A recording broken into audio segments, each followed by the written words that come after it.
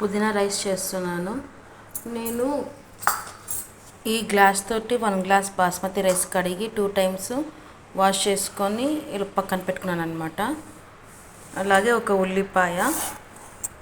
ఇది నేను కుక్కర్లో చేస్తున్నాను. స్టవ్ పెట్టి కుక్కర్ పెట్టేసేసి 1 స్పూన్ ఆయిల్ 2 స్పూన్స్ నెయ్యి వేసేసుకొని అవి 2 వేడెక్కిన తర్వాత కట్ చేసి పెట్టుకున్న ఉల్లిపాయలు వేసేసుకొని లైట్ గోల్డెన్ కలర్ వచ్చేంత వరకు వేగనివ్వాలి. మిక్సీ జార్లోకి 4 పచ్చిమిరపకాయలు తుంచి వేసేసుకోవాలి. అలాగే కొంచెం అల్లం ముక్క, పుదీనా,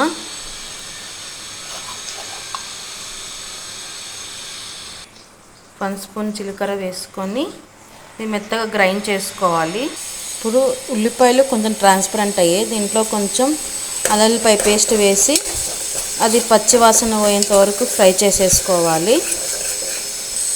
2 మినిట్స్ తర్వాత మనం గ్రైండ్ చేసుకున్న పుదీనా పచ్చిమిర్చి పేస్ట్ వేసేసుకొని అది పచ్చి స్మెల్ పోయేంత వరకు ఫ్రై చేసుకోవాలన్నమాట. ఒక్కసారి అంతా బాగా మిక్స్ చేసేసుకొని పచ్చి స్మెల్ పోయేంత వరకు ఫ్రై చేసుకోవాలి. అలా ఒక్కసారి అంతా మిక్స్ చేసుకున్న తర్వాత ఇది బాగా కుక్ అయిపోయింది.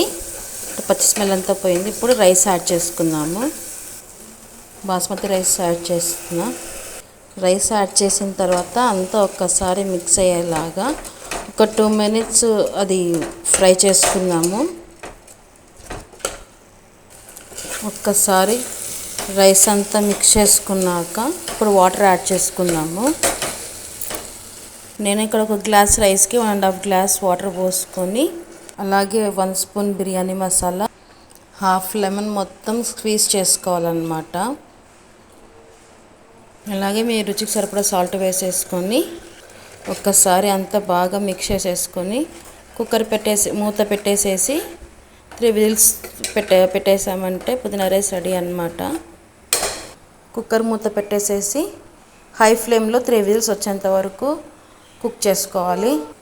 3 విజిల్స్ అయిపోయినాయి. స్టవ్ బంద్ చేసేసి కంప్లీట్గా స్టీమ్ అంతా పోయినాక సర్వింగ్ బౌల్లోకి షిఫ్ట్ చేసుకుందాము. చూసారంటే కంప్లీట్గా స్టీమ్ అంతా పోయింది. దీన్ని ఇప్పుడు సర్వింగ్ బౌల్లోకి షిఫ్ట్ చేసుకుందాము. అంతే, పుదీనా రైస్ రెడీ. ఇది సైడ్గా రైతాతో నంచుకొని తిన్నామంటే ఇంకా చాలా బాగుంటుంది. తప్పకుండా మీరు కూడా ట్రై చేయండి. ఈ వీడియో కనుక నచ్చట్లయితే లైక్ చేయండి, షేర్ చేయండి, సబ్స్క్రైబ్ చేసుకోండి. Please do like, share and subscribe to Teju creations. Thanks for watching. Bye.